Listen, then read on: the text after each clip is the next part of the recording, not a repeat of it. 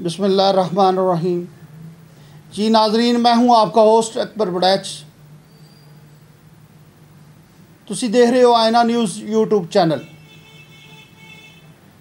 आज का साडा मौजू पाकिस्तान पंजाब असम्बली के हवाले से है। पंजाब असम्बली में जब ऐसा किरदार होगा, ऐसे तरीक़ेकार होंगे, ऐसे रवैये होंगे, जब हमारी असम्बली का ये हाल होगा तो फिर हमारे कानून का क्या हाल होगा। जिस असम्बली में कानून नाफज होना है, जिस असम्बली में कानून बनाया जाना है, अगर वही असम्बली में बंदर किले का मैच खेला जाएगा तो फिर हम क्या काम करेंगे, हमारे अदारे क्या काम करेंगे, हमें इंसाफ कैसे मिलेगा, असी इंसाफ कित्थों लैन जावांगे, असी इंसाफ की उम्मीद किहदे को रखांगे। PTI और नून लीग के हवाले नाल गल कर रहा मैं कि पंजाब असम्बली दे विच PTI ने हंगामा राई की, एहतजाज रिकॉर्ड करवाया और उहदे नाल पंजाब असम्बली के जिहड़े स्पीकर सीगे मलिक अहमद खान साहब, उन्होंने तैश च आके गुस्से दे विच आके जिहड़े पंजाब असम्बली के PTI के 26 अरकान नूं मुअत्तल कर दिता और आपोजिशन जिहड़ा लीडर है उन्होंने हंगामी प्रैस कॉन्फ्रेंस रखी। ये सिर्फ एक ही तमाशा रह गया पाकिस्तान दे विच।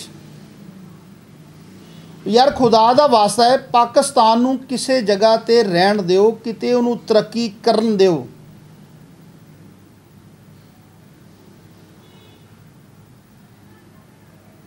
क्योंकि पाकिस्तान दे विच जिन्नी देर साडियां असम्बलियां दे विच एक गंद ना मुक्का,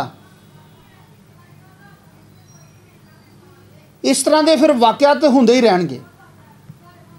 और जदों पाकिस्तान पंजाब असम्बली दे विच इहो जिहे वाक़यात होंदे रहणगे तो फिर जिन्नी साडी ब्यूरोक्रेसी है, जिन्ने भी साडे पंजाब दे विच अदारे काम करदे ने, उन्हां की काम करना है, उन्हां किस दी की शिकायत हल करनी है।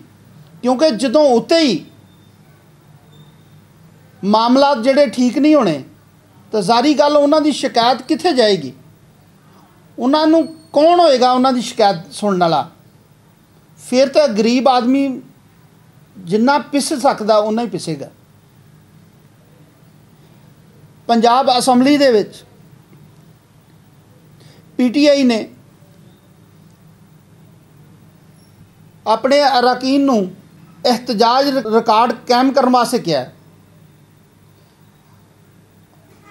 और उन्हां दी हंगामा राई दे विच साडा एक तमाशा बनया और तमाशा पूरी दुनिया देख रही है।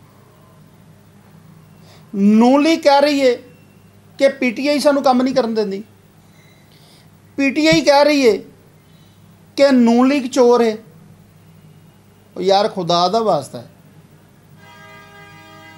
कुछ तो करो यार, कोई एक जमात ही पाकिस्तान वास्ते करे। क्योंकि जिहड़ा मैंडेट है वो तो आवाम ने PTI नूं दिता सी, लेकिन वो मैंडेट चोरी हो गया क्योंकि नून लीग को तो सीटें ही नहीं सी है जितन दियां, और फिर भी जित गई। और ओदी वज़ीर आला मरियम नवाज साहबा बन गई। हुण मरियम नवाज साहबा कोशिश कर रही है कि मैं बड़े अच्छे काम करा, मैं पंजाब दे विच अपना नाम जिहड़ा अपना नून लीग नूं बहाल करा। जिहड़ा आवाम उन्हां नूं हुण पसंद नहीं कर रही, वो कोशिश करते ने कि आवाम दे विच अपनी जगह बनाइए, लेकिन आवाम दे दिलां दे विच हुण वो जिहड़ी दूरी बन गई है उन्होंने कढ़ना मुश्किल हो गया।